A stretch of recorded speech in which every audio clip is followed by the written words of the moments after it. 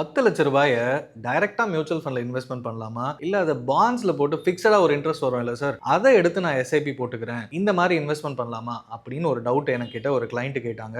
அத பத்தி தான் டீடைலா இந்த வீடியோல நான் ஆன்சர் பண்ண போறேன். வணக்கம், நான் கணேசன் திரு, உங்கள் மியூச்சுவல் ஃபண்ட் டிஸ்ட்ரிபியூட்டர். இந்த வீடியோல ஒரு 10 லட்சத்த எப்படி இன்வெஸ்ட்மென்ட் பண்ணலாம்னு பார்க்கலாம்.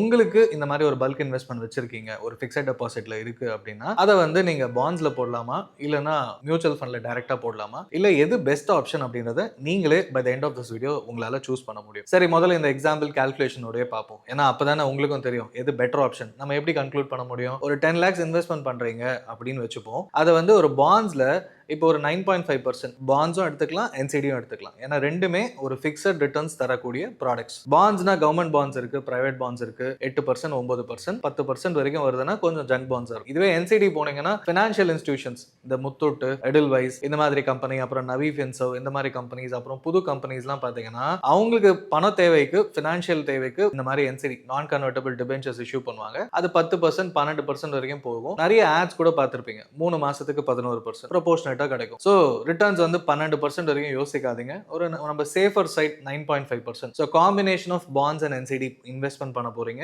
ஒரு 5 lakhsக்கு இந்த கிளையன்ட் கேட்டாங்க. சோ அதனால 5 lakhsக்கு வச்சு 10 lakh rupees போட்டு ஆவரேஜா 9.5% ரிட்டர்ன்ஸ் வருது. மாசம் டிடிஎஸ் போய் உங்களுக்கு மந்த்லி உங்க அக்கவுண்ட்க்கு கிடைக்க போற அமௌண்ட் பாத்தீங்கன்னா 7125 rupees. இது ஃபிக்ஸட். அடுத்த 5 வருஷத்துக்கு மாறாது. இன்ட்ரெஸ்ட் ரேட் ஏறுது குறையுது எதுக்குமே சேஞ்சஸ் வராது. ஏன்னா ஃபிக்ஸடா உங்களுக்கு ஒரு கால்குலேஷன் ஷீட் வந்துரும். பாண்டுக்கா இருந்தாலும் சரி, என்சிடியா இருந்தாலும் சரி. சோ நிலையான வருமானம், இது சேஃப் தானே. நிறைய பேர் நீ ஏன் பாண்ட்ஸ்ல இன்வெஸ்ட்மென்ட் பண்ற அப்படின்னு கேட்டா இதுதான் சொல்லுவாங்க. எனக்கு ஃபிக்ஸடா ரிட்டர்ன்ஸ் வருது, எனக்கு பிரெடிக்டபிள் கேஷ் ஃப்ளோ இருக்கு, நான் என்ன வேணா பண்ணலாம் அப்படின்னு சொல்லுவாங்க. பட் இந்த கிளையண்ட்டை பொறுத்த வரைக்கும் இவரோட ஏஜ் பாத்தீங்கன்னா ஒரு 40 வயசு பக்கம் இருக்கு. கம்பெனி நல்ல வேலையில இருக்காரு, ஐடி துறை இல்ல. சோ நல்ல நிலையான வேலை, நல்ல வருமானம் இருக்கு. அண்ட் இந்த பணம் எதுக்குன்னு பாத்தீங்கன்னா லாங் டர்ம் அப்ரிசியேஷனுக்காக அப்படின்னு அவர் சொல்லிட்டார். சரி, இது என் பையன் இன்னொரு 12 வருஷத்துல காலேஜ் போக போறான், அதுக்கு தான் தேவைப்படும். இப்போதைக்கு இந்த 10 லட்சம் நான் எடுக்க மாட்டேன் அப்படின்னு சொல்லிட்டார். ஏன் இதை உங்களுக்கு சொல்றேன்னா, ஒரு இன்வெஸ்ட்மென்ட் பண்ணும்போது நம்ம ஏஜ் ஃபேக்டர் கன்சிடர் பண்ணோம். அதுக்கப்புறமா பாத்தீங்கன்னா இப்போ சிச்சுவேஷன் என்ன, எந்த நீடுக்காக இந்த பணம் வச்சிருந்தோம், இதை எதுக்காக யூஸ் பண்ண போறோம் அப்படின்றது ஒரு தெளிவு இருக்கணும். அண்ட் ஃபைனலா எந்த கோல், என்ன பர்பஸ்க்காக, அதாவது இந்த கேஸ்ல பாத்தீங்கன்னா, இந்த கிளையன்ட் கேஸ்ல என் பையனோட எஜுகேஷன் ஒரு 12 வருஷம் கழிச்சு அப்படின்றதுல தெளிவா இருக்கார். ஸோ ஏஜ் அட்வான்டேஜ் அண்ட் இப்போதைக்கு இந்த பணம் தேவைப்படாது. அண்ட் ஃபியூச்சர்ல 12 வருஷம் கழிச்சு தான் அந்த பணம் பெருசா வளரணும். அதுதான் அவரோட ஃபோக்கஸ்.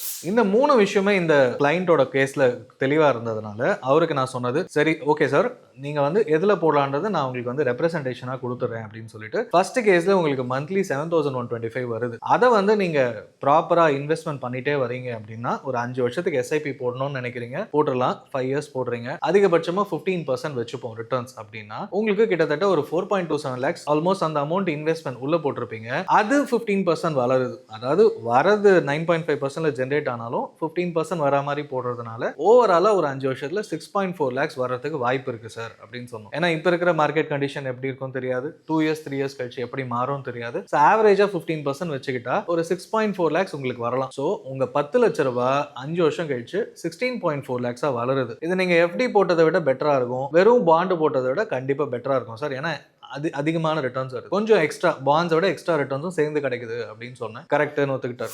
ஓவராலா பாத்தீங்கன்னா உங்களுக்கு பாண்ட்ஸ்ல இருந்து வர இன்ட்ரெஸ்டோட கொஞ்சம் அதிகமாவே கிடைக்குதுன்னு சொல்லலாம். ஸோ 10 lakhsக்கு 16.4 lakhsனு பார்த்தோம்னா நமக்கு 5 இயர்ஸோட ரிட்டர்ன்ஸ் பர்சன்டேஜ் கால்குலேட் பண்ணோம்னா ஒரு 11.4%. எஃப்டி ஒரு 6.5% வச்சிருந்தாலும் இது கிட்டத்தட்ட டபுள் த டைம் கிடைக்குது அப்படின்னு வச்சுக்கலாம். சரி, இதை மியூச்சுவல் ஃபண்ட்ல லம்சமா போடலாமா அப்படின்னு நான் கேட்கும்போது, ஏன்னா ரிட்டர்ன்ஸ் அப்ரிசியேஷன் வேணும், இன்னொரு 12 இயர்ஸ் இருக்கு time line, which is a very long term investing அப்படின்னு கன்சிடர் பண்ணலாம். அண்ட் மியூச்சுவல் ஃபண்ட்ல நமக்கு 15% growth, ஓவராலா மொத்த இன்வெஸ்ட்மெண்ட்டும் ஒரேடியா பண்றதுனால ஆவரேஜா 5 இயர்ஸ்னு எடுத்துக்கிட்டா எவ்வளவு வரும்னு பாத்தீங்கன்னா க்ளோஸ் டு 20 lakhs வரதுக்கான வாய்ப்புகள் இருக்கு. Almost like 15 to 20% returns. நமக்கு கம்பவுண்டிங்ல பேசுறதுனால 10 லட்சம்ன்றது ஒரு 19-20 லட்சம் வரும். ஸோ 3-3.5 லட்சம் ரூபாய் பாண்ட்ஸ் இன்ட்ரெஸ்ட்ல இருந்து எஸ்ஐபி போட்டு வரதை விட அதிகமாவே டைரக்ட் மியூச்சுவல் ஃபண்ட் இன்வெஸ்ட்மெண்ட்ல கிடைக்குது. ஸோ இதுல இருந்து என்ன தெரியுதுன்னா, நம்ம என்ன பர்பஸ்னு தெளிவா இருந்தா இந்த ஆப்ஷன்ஸ்லாம் யூஸ் பண்ணணுன்ற அவசியம் இல்லை. அதாவது இருக்குதுன்றதுக்காக ஒன்று பண்ணோன்ற அவசியம் கிடையாது. எனக்கு என்ன தேவை, என் ஏஜ் என்ன, இது வந்து யாருக்கு சூட் ஆயிருக்கலாம் அப்படின்னாலும், அதாவது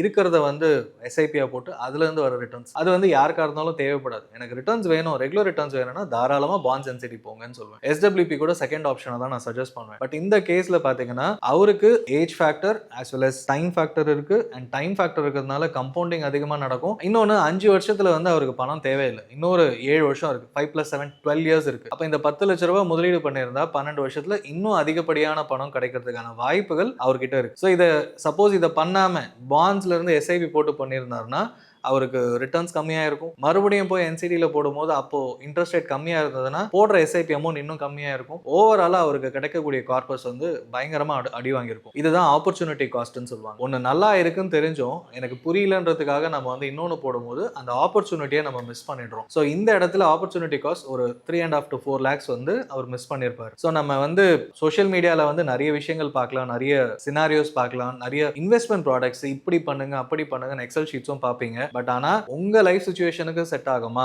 எனக்கு இது போட்டால் பெட்டரா அப்படின்றது முக்கியம். ஸோ உங்களுக்கு கையில் ஒரு 5 lakhs 10 lakhs இருக்குது, என்னோட குழந்தையோட மேற்படிப்புக்காக பிளான் பண்ணணும், எஸ்ஐபியா பாண்டா எஸ்டபிள்யூபியா இல்லை நிறைய கன்ஃபியூஷன்ஸ் இருக்குது, கிளியராக பேசி எனக்கு ஹெல்ப் பண்ணுங்கன்னு நினைக்கிறீங்க அப்படின்னா கீழே என்கொயரி ஃபார்ம் இருக்குது, ஃபில்அப் பண்ணுங்கள். நான் உங்களை ரீச் அவுட் பண்ணுறேன். கிளியராக இன்வெஸ்ட்மெண்ட் பண்ணுங்கள். உங்கள் கோலை ஈஸியாக அச்சீவ் பண்ணுறதுக்கு நான் உங்களுக்கு ஹெல்ப் பண்ணுறேன்.